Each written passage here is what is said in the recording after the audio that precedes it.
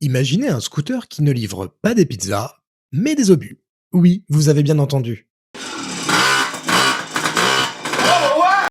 Aujourd'hui, on parle du Vespa 150 TAP, l'engin militaire le plus improbable de l'armée française.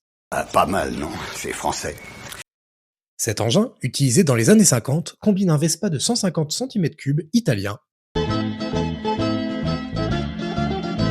et un canon sans recul de 75 mm américain.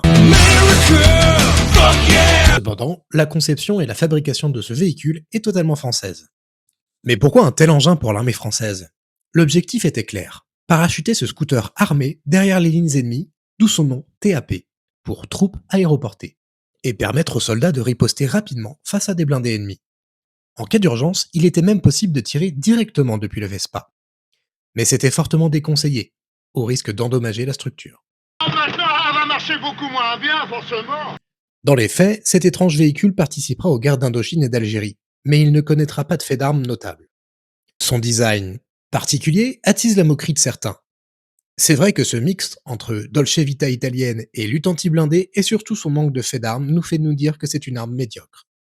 Pourtant, c'est loin d'être une mauvaise idée. De base, il est conçu dans l'optique d'une guerre avec le bloc de l'Est, où le terrain est plus plat. Celui de l'Indochine et de l'Algérie n'ont pas pu révéler l'utilité de cet engin. Il est une solution pour transporter plus efficacement le fameux canon sans recul M20, qui était efficace mais encombrant. Autre avantage, son coût. Il est très peu cher, autour de 400 €, ce qui dans une armée française qui n'a pas les mêmes moyens que l'armée américaine est très pratique.